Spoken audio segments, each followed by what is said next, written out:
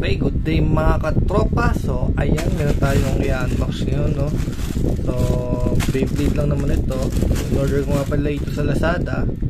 Tingnan natin kung legit. So, copy lang naman ito pero tingnan natin kung tama yung kulay na in-order ko. So, ito nga pala yung in-order ko nga pala, yan. Kulay itim siya. Ayan. Kaya, check natin kung legit. Ito naman yung pang bahay lang. Pang ibang lang sa bahay. So, modern ko, wala kasing ganyan na original kung legit ito ba? Parang kulang. Kompleto. Okay, yung bit.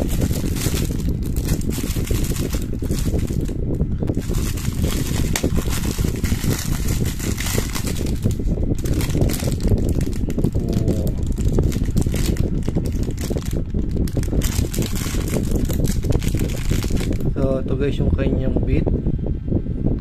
So black siya. Yung kanyang ratchet. Ayan. So ganun talaga yung ratchet nya, oh. Yung original talaga nito, tatlo talaga yan. So ganda ng pagkakagawa. Premium talaga kasi nga ayan, kopyang-kopya nila. Mamaya comparison natin sa original. Then ito na yung kanyang pinaka blade. So ayan. So legit naman na guys, na kulay itim. So kung ano yung kulay na in-order ko yung dumating. So ito siya, may mga gas-gas lang siya ng konti. Ayan o.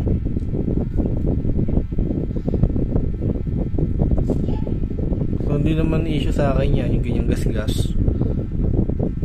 So yun guys, naka-tornilyo. Kasi yung original kasi naka-rivet. So purpose nun para hindi nyo siya may modified. So anyway, tulad sinabi ko, pang bahay lang naman, wala namang problema sa akin yun. So lang, i-assemble na natin. So pag na-assemble niya, syempre yung ratchet niya ay mali. Ayan, i-hit.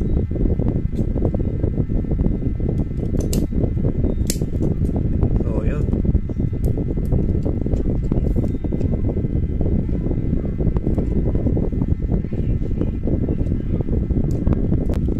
So ito nga pala guys yung original. So ayan. So parehas naman silang flat. Yung ratchet nya parehas namang tatlo. O yung height nya yun, medyo parang mas mataas ang konti itong itim.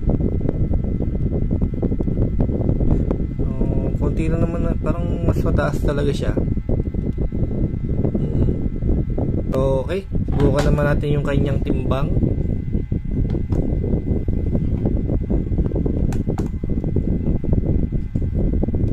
So yung original is 43.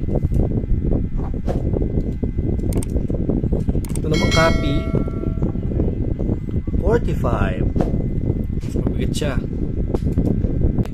So syempre gusto nyo ma-testing kung anong mas maganda dito sa dalawa, no? Kung anong mas maganda pang laro. So syempre subukan din natin. So ito, subukan natin tong dalawa. Okay, 3, 2, 1, go.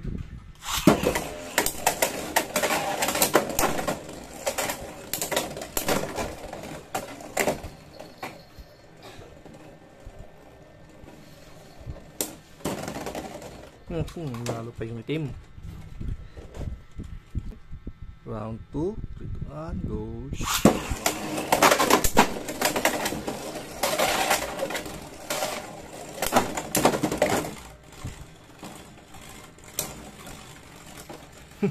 Two, one, go.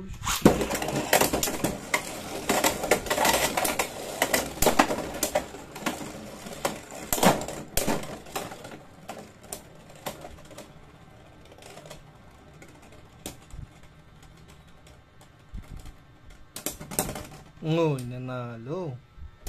So 3, 2, 1, go.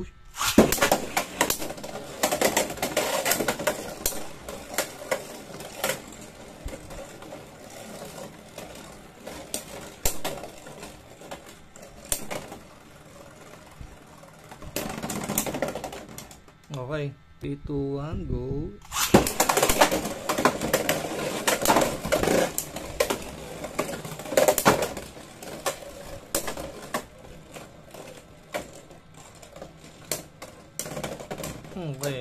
Panalo talaga itong si Black Drawn Sword.